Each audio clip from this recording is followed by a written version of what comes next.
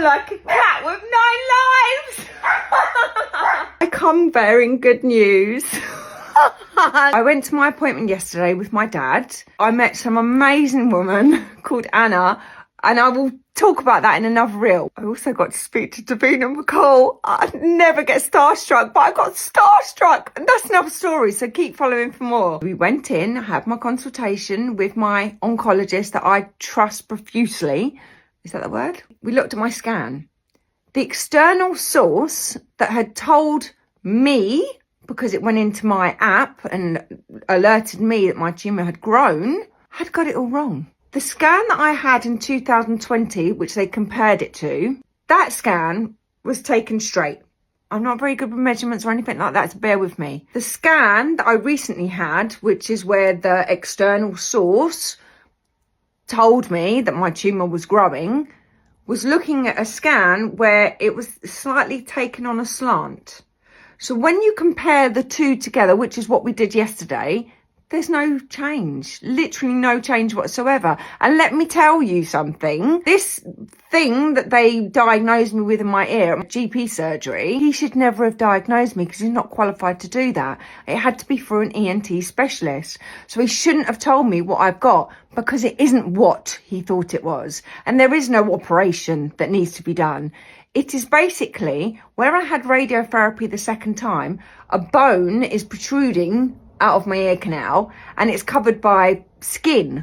So that's all it is. But it can be operated on to get rid of that, but it's not causing the hemifacial spasms. We don't know what's caused the hemifacial spasms, but what we do know is that it's always been an issue. The tumour's always been wrapped around a nerve that affects the face. I'm now being referred back to Guy's and St Thomas's.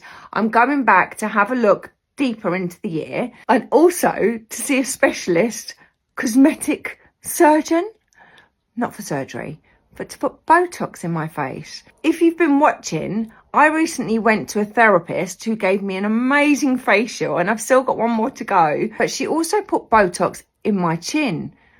Well, now when I get hemifacial spasms, you don't see it.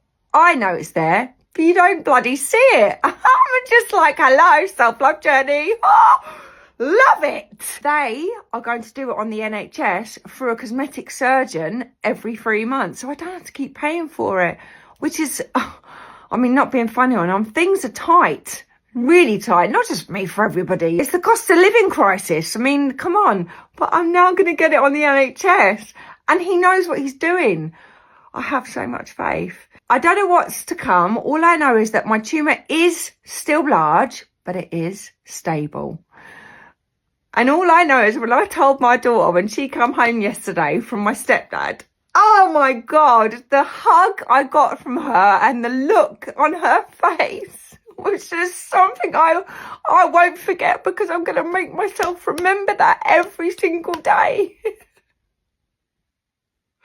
We thought the worst. Who wouldn't? You're being told your tumour's growing and it's a tumour that can't grow anymore because it'll kill me. So now I feel like I've got a new lease of life. I don't even know where I'm going with all this, but can you remember when I said that I didn't want to talk about my tumour anymore? I just felt like now it's stable. I didn't want to talk about it. I wanted to focus on other people's stories. I think that's the way I'm going to go, because the more I put it out there to the universe about my tumour, the more things are going to happen. I see it. Things always happen for a reason. Full steam ahead with my project, as usual.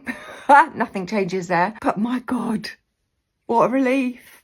How can someone be put through this? This has been months of agony, absolute agony, and I've come out the other side. I am literally a cat with 9 lives. I actually should be called Cat. So from now on, people, it's not Lisa, it's Cat.